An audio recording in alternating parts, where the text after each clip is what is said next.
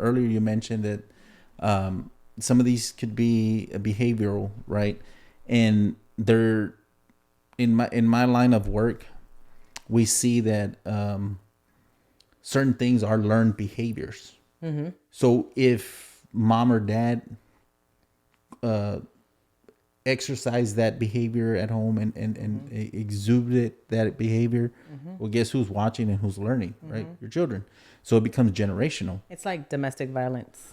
Correct. And that's the line of work. Yes. And the same thing with that type of behavior and attitude. If you show it so much and well, they see that, they learn that, then they think it's okay. And they go on living like that as well. Unknowingly knowing that they're carrying that baggage and that pain as well that from you, you know. So I found this quote and I thought it was very interesting because hurt people, right? But that's how pain patterns get passed on generation after generation after generation.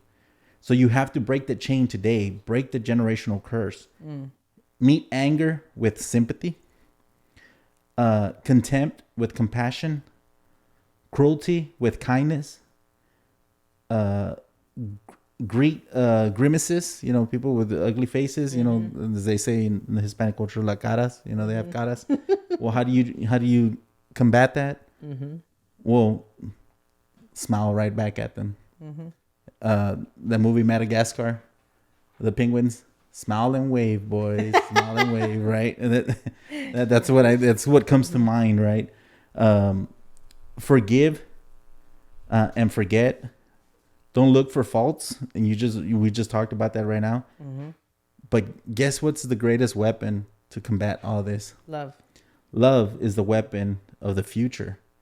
And that's why it's a heart issue. That's why Jesus made a point to speak on this on Matthew chapter 15, verse 17 through 19, because he felt that whatever comes out of the mouth, it's deeply rooted. So it comes from the heart. And if we're to love one another, because that's one of the two commandments that Jesus has asked in order for us to, you know, he love came God to fulfill the law, not to abolish the law, right? And that was one of his biggest rules right there, you know, love yourself and love your neighbor and love people, right? So in order to get past all this, in order to get past hurt, in order for you not to lash out and hurt people, you first have to love yourself.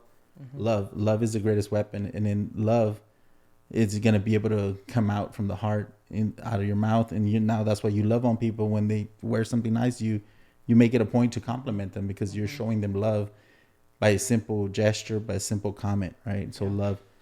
And then another quick quote: "Hurt people, healed people, help people." So stop the cycle. Learn to truly let go of the pain of the past. I love that.